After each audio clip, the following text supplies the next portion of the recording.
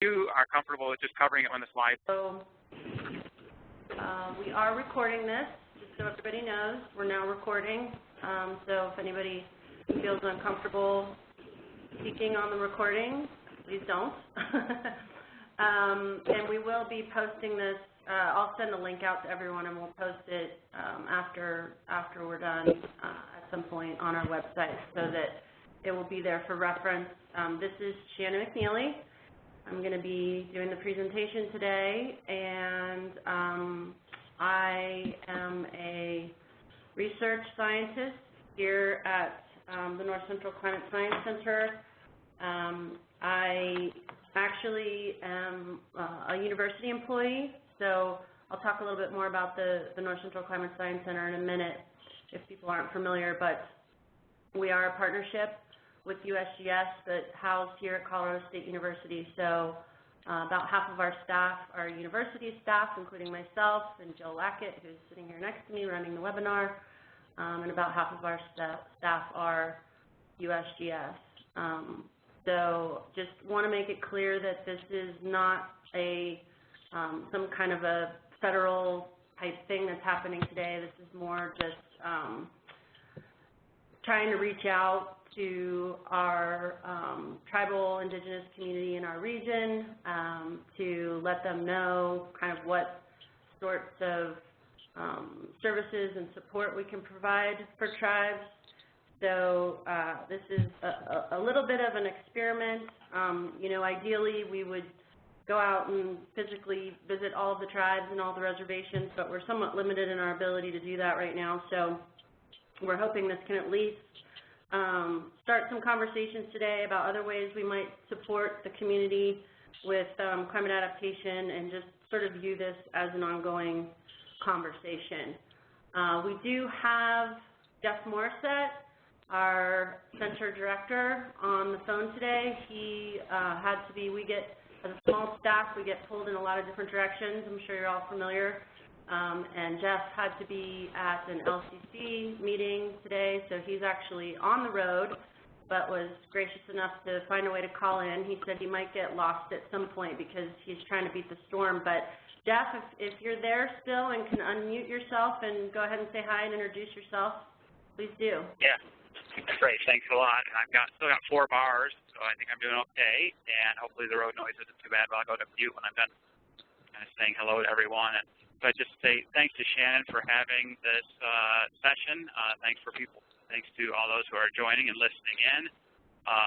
As part of the Climate Science Center, we have the guidance on using traditional ecological knowledge that kind of came from the advisory body that oversees the CSCs, and we try to live it. We've pretty much everyone at the center is aware of that guidance, have read it, and try to live into it. One of those things was that integrating with tribes and working with tribes, collaborating with them, should, for academics or the government as a resource, should be done kind of at the invitation of tribes. And we are, like I said, respect that and live into it. But in some ways, it sort of presupposes that the tribes are aware of what to invite us or ask us to do. So, I think it's really valuable that Shannon took the time. She compiled this information for the center as an awareness of what we have to offer, and then kind of put it back to the tribes in the area to see if anything is useful. Know that the door is open. It's an invitation to collaborate, and kind of look forward to working with people on this. So I think I'll stop there, hand it over to you, Shannon, unless there's any other question. I know there is with that brief overview, and I know Shannon has a lot of material to cover, so I'll stop there. Thanks, Jeff. Yeah, and I got a lot of people emailing me, telling me they had there's a lot going on right now, so I really appreciate all of you who did take the time today. I know there's a lot of competition for people's time, especially around this issue of climate change and climate adaptation these days. I just want to also, say that we don't mean to say that we have all the answers in terms of how we can support tribes. This is an evolving sort of effort for us. I personally have been working with tribes on climate change, adaptation, and vulnerability assessment for about 15 years now. and Jeff has been working with tribes for a while now too as the director of the center, but we, really view ourselves as eternal students in terms of learning from Indigenous peoples and tribes and institutions on, how we can better support tribes and hopefully help tribes with their climate adaptation projects. So here's the overview of what I'm going to talk about today. I sent this in the email as well, but I'll just go ahead and read it. I'll be reading stuff off the slides just in case anyone's on the phone and not actually viewing the webinar. But the first topic, I'm just going to do a really quick brief overview of the North Central Climate Science Center region. Again, for those who maybe aren't that familiar or need a reminder. Next, I'll give some examples of how the North Central Climate Science Center has supported tribes, tribal colleges and universities, and Indigenous peoples more broadly to date.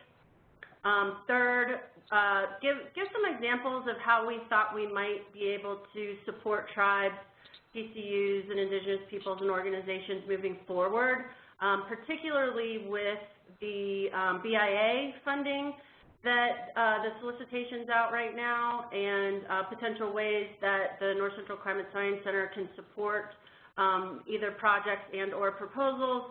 And then we want to open it up at the end to have an open discussion and get input from folks on the webinar in terms of any feedback or tribal projects that you might need support with, tribal needs in general, and just a general conversation and Q&A. So I see a couple people have just signed on. Just want to let people know we are recording this webinar. This is Shannon McNeely here at the North Central Climate Science Center, Colorado State University, and we will be recording it. So please keep that in mind. If you're not comfortable speaking on the recording, please don't. So I just first wanted to put up this quote from this paper that came from a group of Indigenous scholars who are our friends and colleagues of ours. And the quote says, tribal communities and Indigenous peoples across the United States are re-envisioning the role of science in the Anthropocene, working to strengthen government-to-government relationships in climate change initiatives and leading climate change research, mitigation, and adaptation plans through Indigenous ingenuity, or indigenuity, as Dan Wildcat calls it. And I just wanted to put this up to say that, this is our philosophy here at the center. We really want to support projects that are tribally driven. We are not doing this webinar in order to sell you anything or try and get money for anything or anything like that. We just want to let you know that we're here as a resource, and again, sort of have this conversation about how we can better collaborate and partner and support tribally driven projects.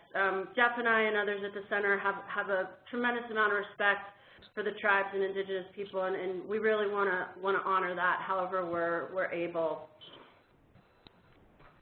So the North Central Climate Science Center, as Jeff mentioned, this is a map of our region. Our mandate is to do research and support the development of decision support tools for Department of Interior related natural resource management in our region. And so we're very public and tribal lands and resources focused. So what's showing here is just a map of our region with the various Department of Interior and reservation lands in different colors. So we have quite a lot of quote-unquote stakeholders, if you will. I know some people don't like that term, but collaborators, partners, constituents, whatever you want to call it, across the various Department of Interior lands and tribal lands.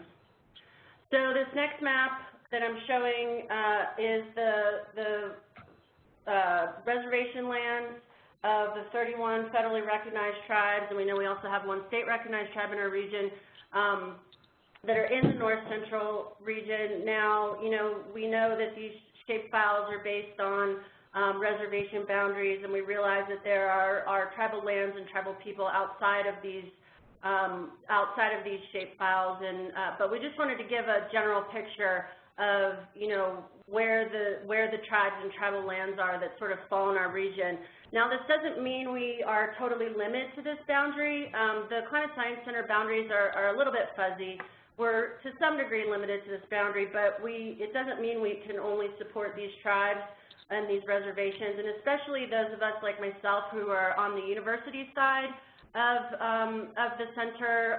I have the ability, I'm a soft money scientist, so I have the ability to write proposals and do projects that are outside of the region. But as far as the North Central region goes, this is where the tribal lands generally fall.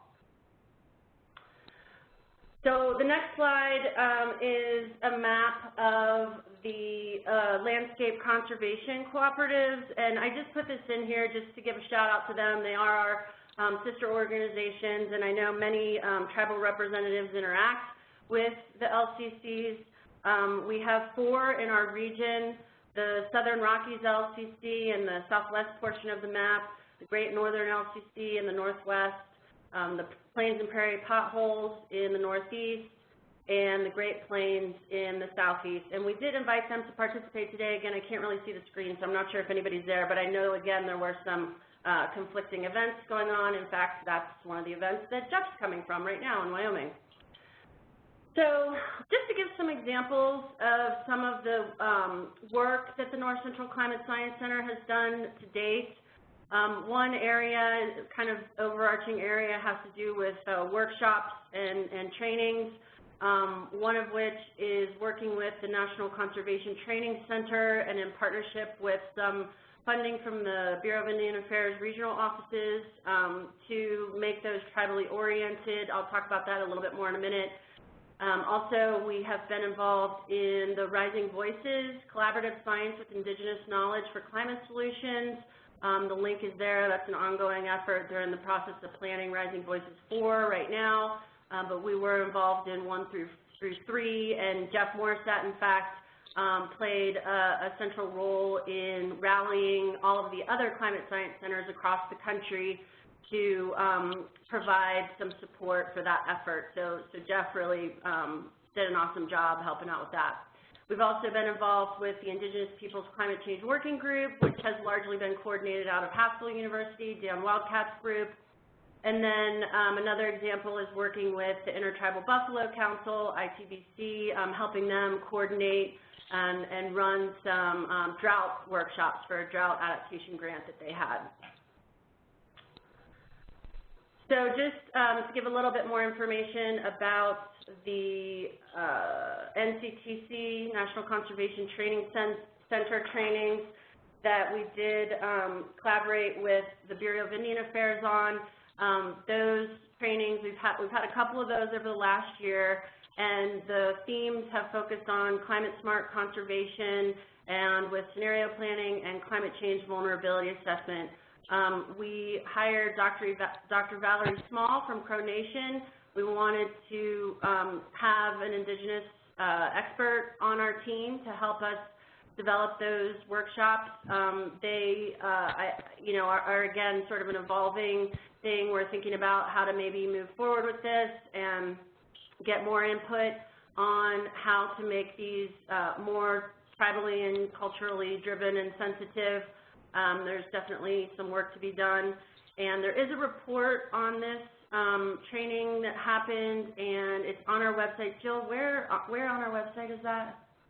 It's linked to the event, so if you go to calendar and the date of the event. Okay, so it's under calendar and it's under the event, so you can find it in there if you want, or just email me. Or Jill, we can send you the link. So some more examples of how the North Central Climate Science Center has supported tribes and worked with tribes specifically on co-production of research projects. We here at the center very much believe in the model of co-production with tribes. It's kind of the buzzword these days, which means working closely with tribes as collaborators and partners from end to end. So that starts ideally from the very beginning with proposal writing to designing and implementing the research to co-designing what the products and outcomes will be to best serve Indigenous decision-making and planning. So just a few examples of that are listed here. The Wind River Reservation Drought Project, which I'll talk about more in a little bit. I see we've actually got at least one or two folks from that project on the line. The drought risk and adaptation in the interior project, of which a segment of the Wind River project is a part.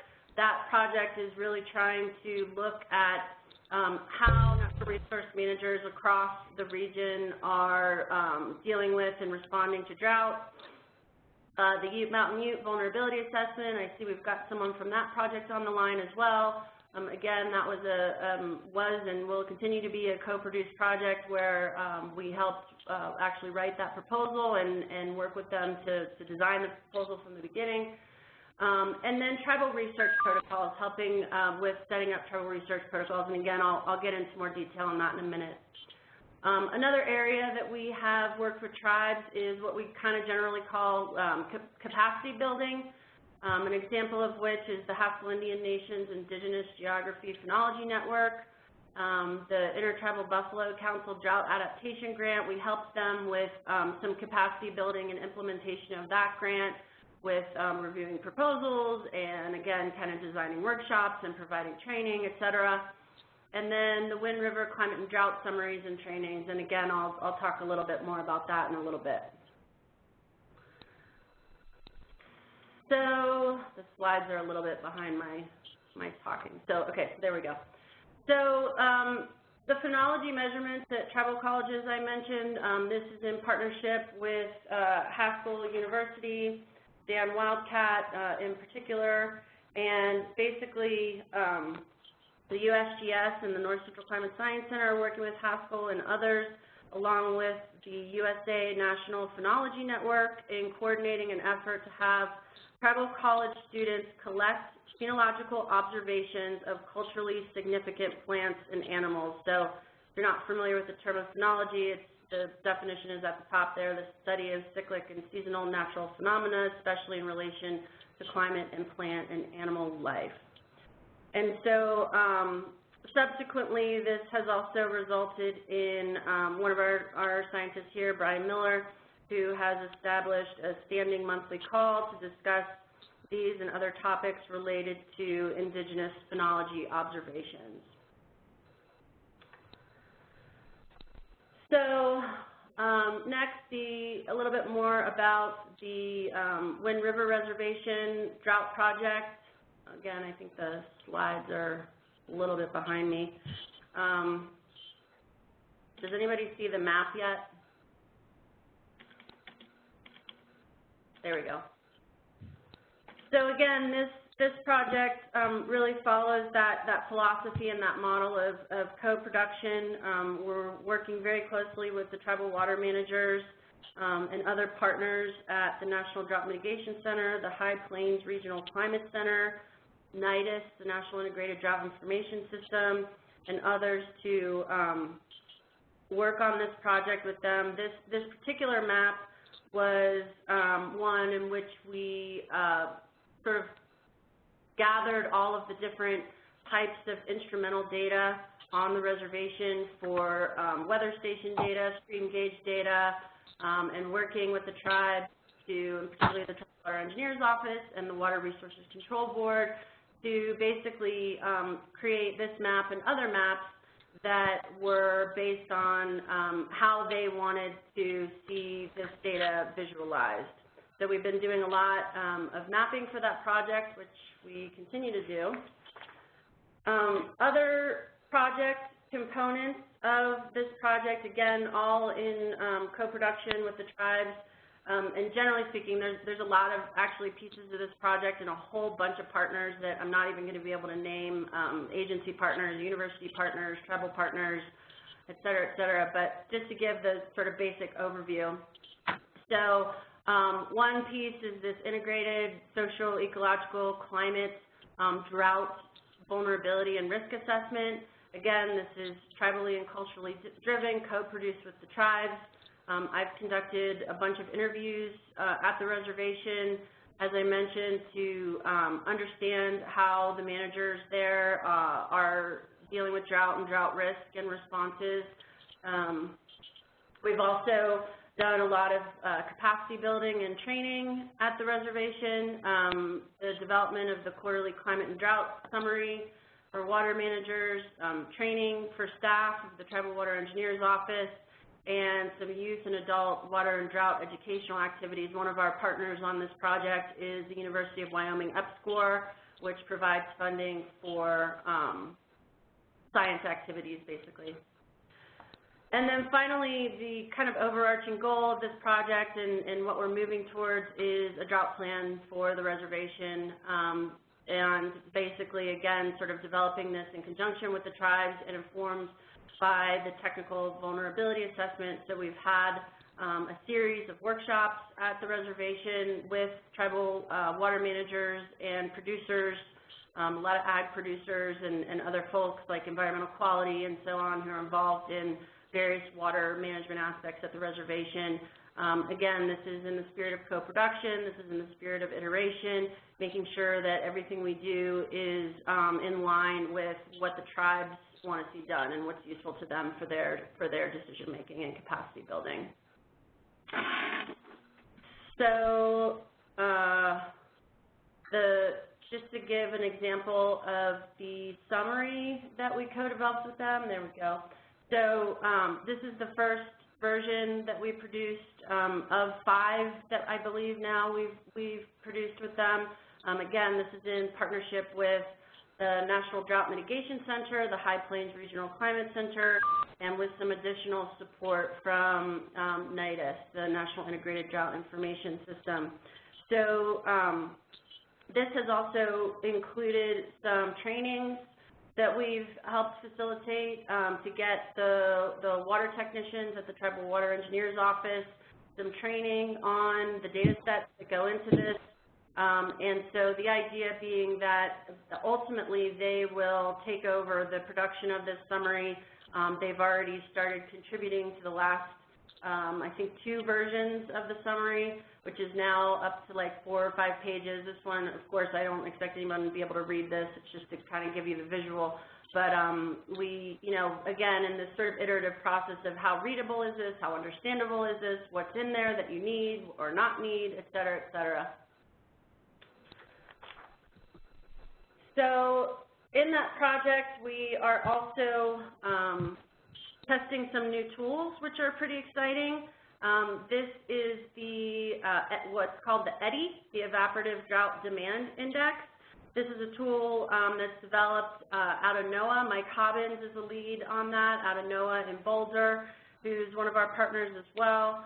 And this is a kind of pretty exciting new tool because it basically uses a method to understand what's referred to as the atmospheric thirst that's happening in any given time. And we've actually just done a little ground truthing at the reservation with the water managers on this tool. And in fact, it seemed we're still going to be doing that, but it seemed to reflects pretty accurately what happened in the 2015 irrigation season. We're actually kind of writing that up right now. And that link that you see right there takes you to a little bit more information about the EDDI and the story of how sort of the Wind River project catalyzed a 2-pager, like a more sort of broad informational 2-pager on the EDDI, and how we'll continue to be working with them on that product.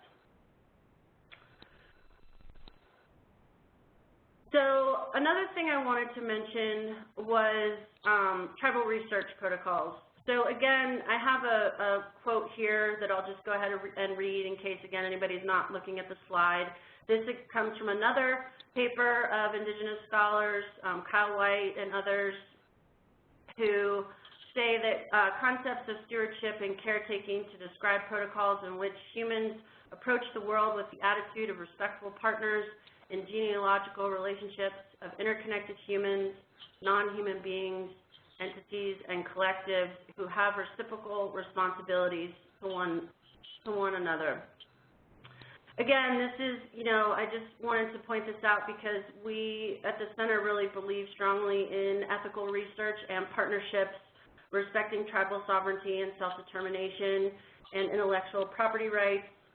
We also understand that all tribes are different and have their own way of doing things, and their own institutions and governance systems, so there's no one-size-fits-all, and any protocol needs to be adapted to each tribe's needs.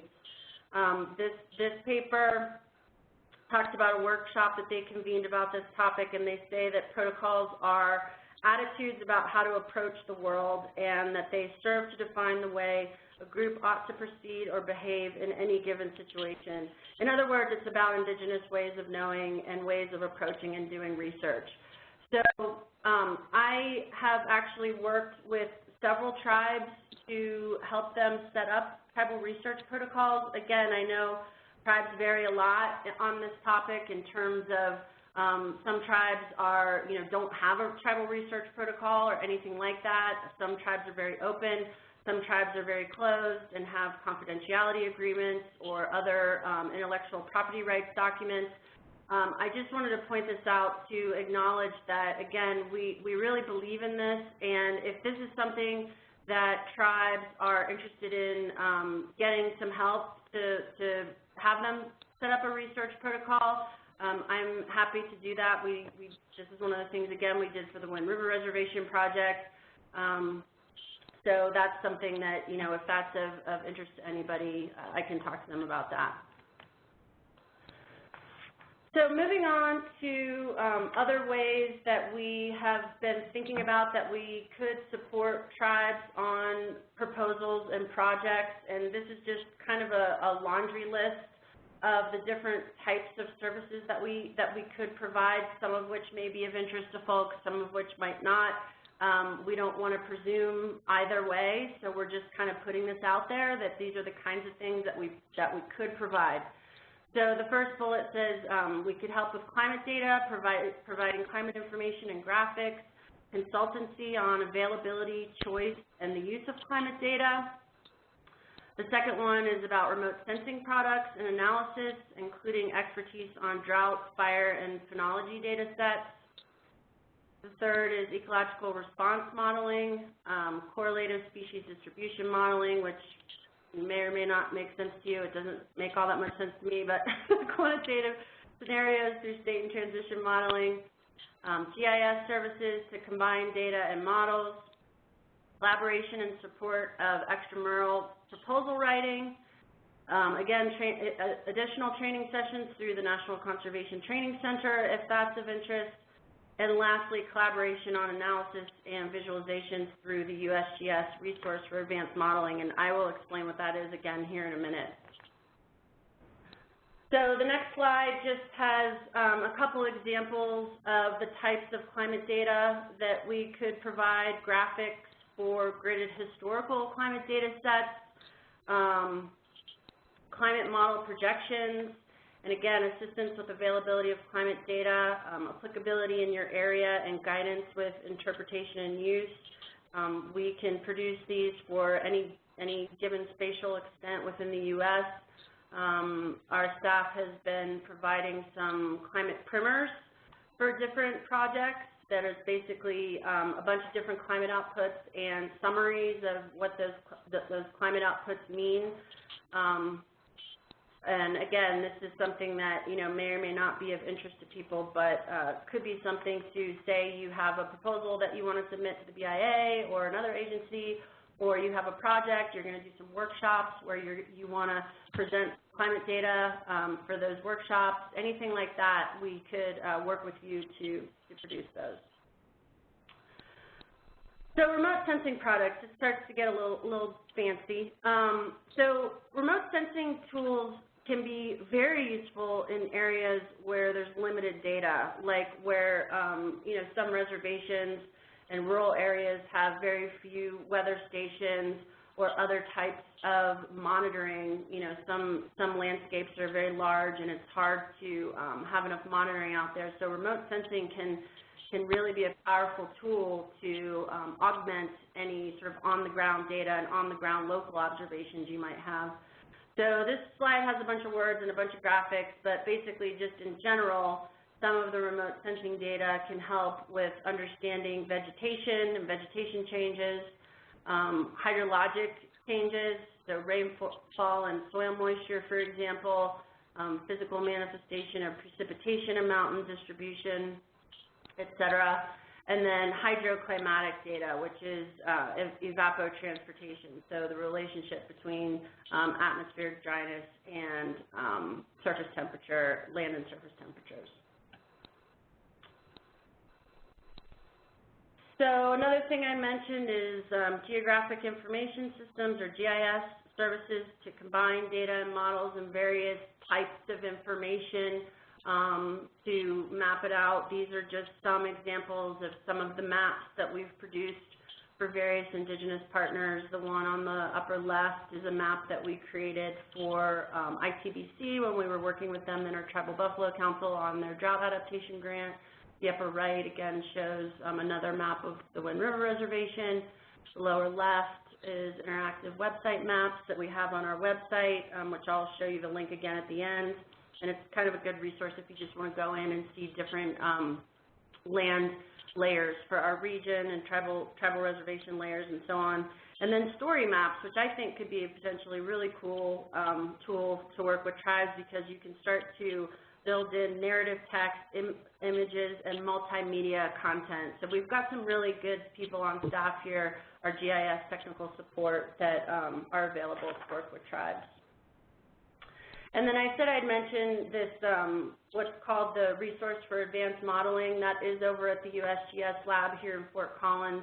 Again, I'm speaking to you from Colorado State University, but the Fort Collins lab, USGS lab, is kind of right down the street. And so this, this may or may not be of interest to tribes. It might not be a good fit. We understand, this might be a little bit more on the sort of, quote unquote Western science side of the way of doing things. But again, we don't want to assume one way or the other that this won't be of interest to people. So we just wanted to put it out there. Basically what this is a physical collaborative space with what's called the Vis Wall, a visualization wall, with a bunch of processors and a bunch of monitors. And what this does is it provides a space for teams of scientists to visualize on this really cool Vis Wall a bunch of different data and maps and things of that nature across the social, ecological, and climate sciences. And so it's a potentially very powerful tool. Again, may or may not be of interest to different tribal projects, but if it is of interest, definitely get in touch with us. Jeff Morissette would be the contact for that. And this is one of the examples is in a similar vein, connecting climate to plants and animals through habitat suitability modeling. I can't even say it. So this is one of the ways that the Vis Wall and the RAM are used to understand potential future habitat suitability under different scenarios of climate change. So lastly, I'm just going to mention a bit about the BIA funding mechanisms that are out there right now. Now, I want to make very, very clear that I and we at the center do not really, this is a BIA thing. We don't really have much to do with the selection process and all of this, but this is the BIA funded tribal liaison positions that are going to be at the various CSCs across the country. All I know is what's publicly available, which is in the solicitation. So this is what I pulled from the solicitation. What we know is that it's a potential future position, we don't know when, that will have someone funded by the BIA, hired through a tribally chartered organization that will sit at the North Central Climate Science Center. From what I understand, proposals are currently under review at the BIA. I don't know what the timeline is. I don't know when that review process will be over. I don't know when these hires will happen. Again, all I know is what's in the proposal, but I thought it would be remiss of me to not mention this, because what this person is supposed to do is be a liaison between the Climate Science Center and Indigenous people and groups in the region, which we're really looking forward to having that person. We have been waiting, kind of sitting back a little bit, waiting for this person to come on. I have kind of ended up becoming an informal de facto tribal engagement person for the center, mostly just because I do a lot of work with tribes and I love working with tribes. I find it very rewarding. But we really recognize that we need at least one person, if not more, on staff to help be that liaison position. So they're supposed to help identify tribal climate science needs and work with the center to improve tribal engagement. So that's what I know. Additionally, as a lot of you probably know, there's a BIA solicitation out right now. This is, I think, the third round for the Tribal Climate Resilience Program, the adaptation grant that, again, this is BIA, so we don't necessarily have anything to do with this other than, as I said, being a resource to support proposals and projects. I personally have been involved in some proposals and am going to be involved in some proposals that are being submitted for this next round. But the impetus really for this webinar was when I was listening to BIA back in the fall when they had a webinar about this funding program, and I was thinking, wow, it'd be really great to try and help with getting, more proposals submitted from our region and figuring out a way that we can work with tribes better to support those proposals. So that's pretty much the end of what I wanted to present. Now I want to transition into having an open discussion. Bob, I will let you have a couple minutes to talk about your workshops here at the end. But in the meantime, I wanted to just open it up to feedback or suggestions or questions or ideas for collaboration. I put up this graphic just because, A, it's visually pleasing, and B, this is actually from a project that I did with Koyukon Athabascan tribes in Alaska, looking at climate change and seasonality change and how that's impacting their culture and livelihoods. And this was an inspiration to the proposal that we wrote for the Ute Mountain Ute project, and hope to do something kind of similar, which is, again, this really culturally driven look at climate change from a tribal perspective.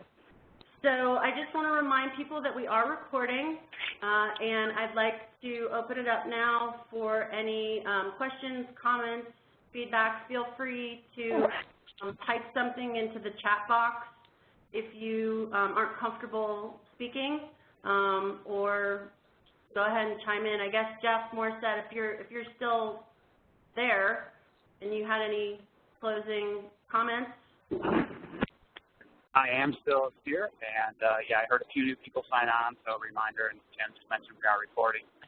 And I think you covered all of it, and look forward to seeing if there's questions, follow up.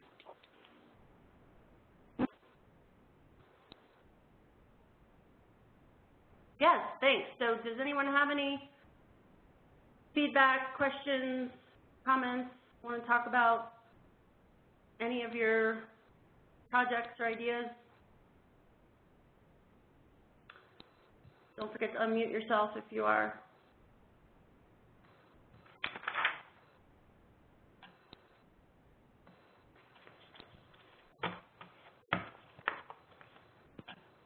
This is Lisa Klum, and I just wanted to say hello to everybody. I beeped in just a little bit late, so.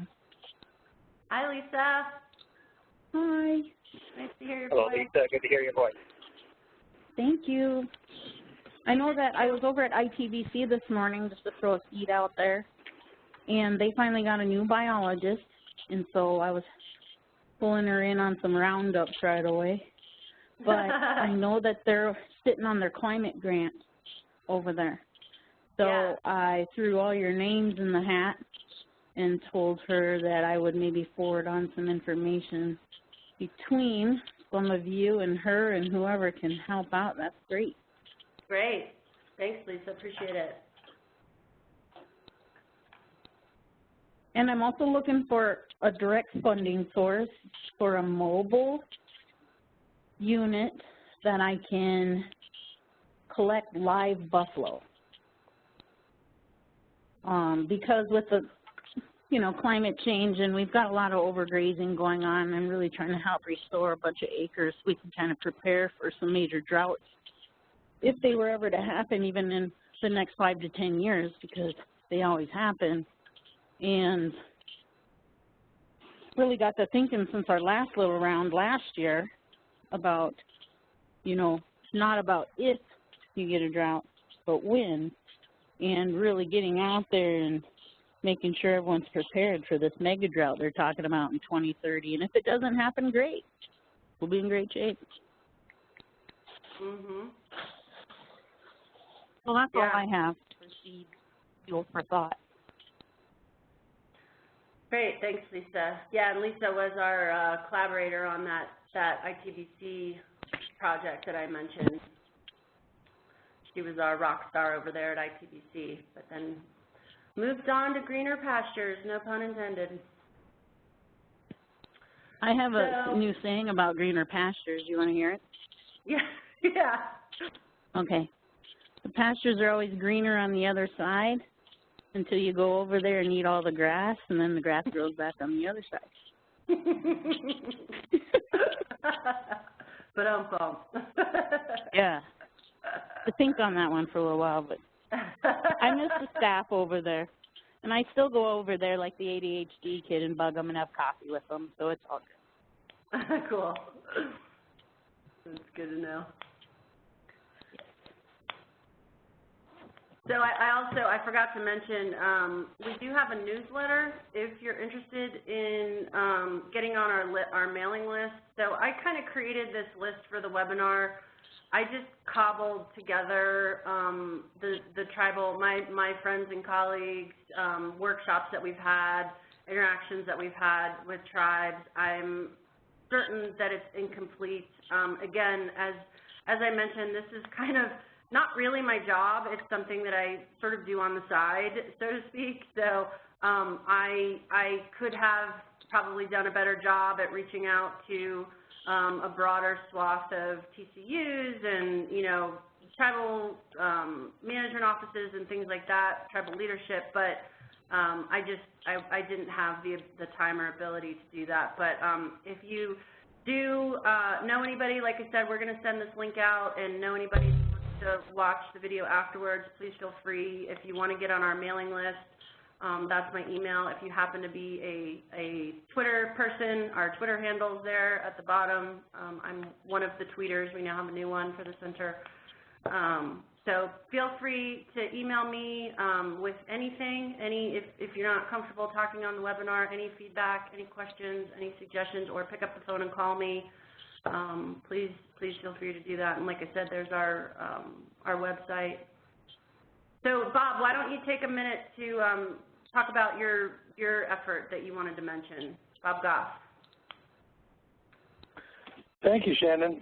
Yeah, and great overview. I just want to say a couple things. One, we really appreciate it on behalf of Intertribal Council on Utility Policy, the work that the Climate Science Center has been doing. We were able to participate in part of the drought work that you had scheduled up in our workshop up in Rapid City this past summer, and appreciated that opportunity. And it's been good to see a number of the people who were there showing up at other meetings and carrying that same message that was picked up there, that greater awareness of climate and drought in particular.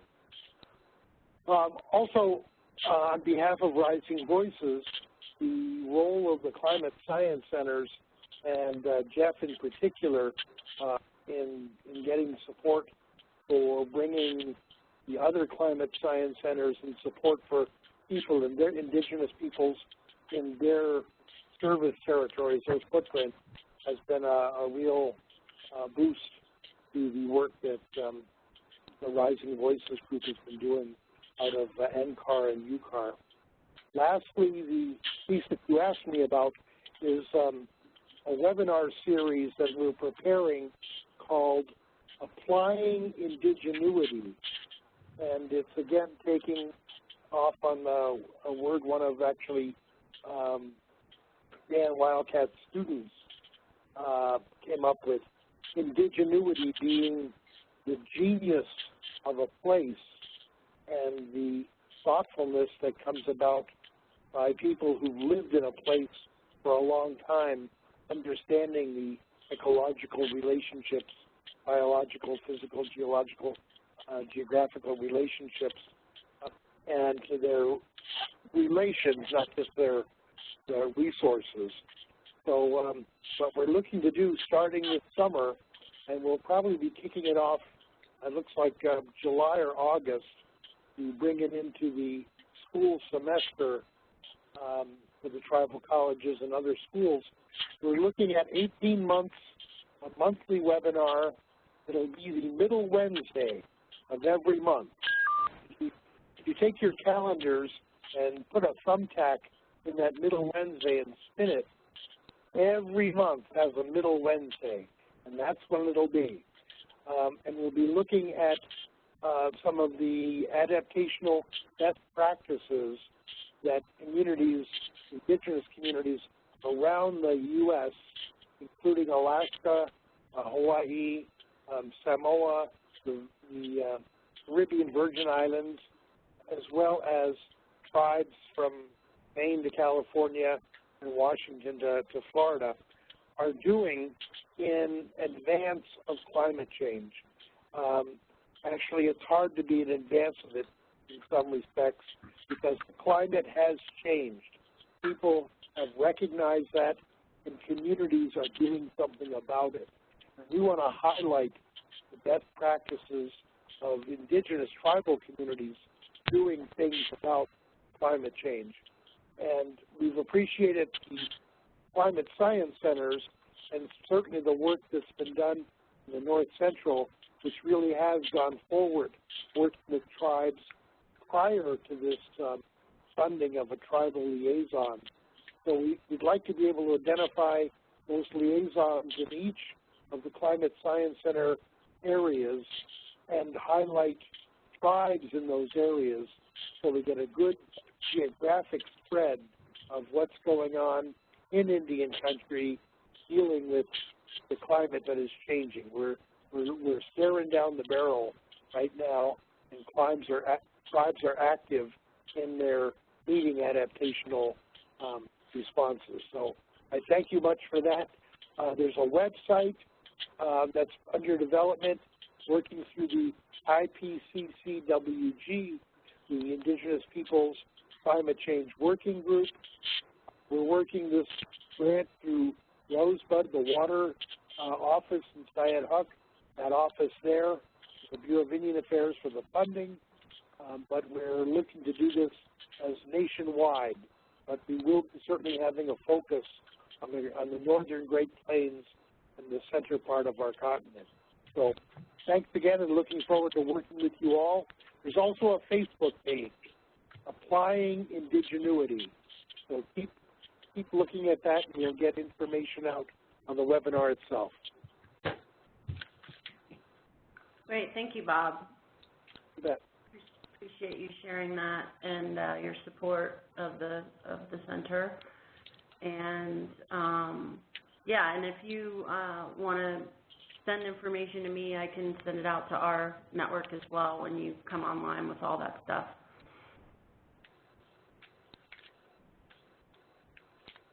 Great, will do. Yeah, thanks, Bob. Jeff, I lost the connection but came back on just to hear what you're saying. So appreciate you adding that information and looking forward to those webinars.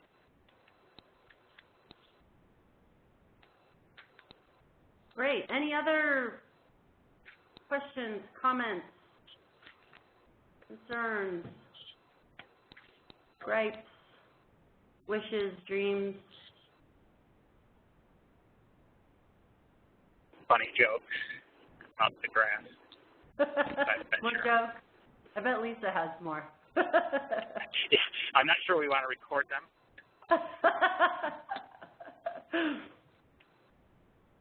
Thanks again, Shannon. I appreciate you taking the time to compile this information. Yeah, thank you. It's a pleasure. All right. You can record whatever. I'm pretty open with everybody. We're all friends. That's why we love you. Aw. All right.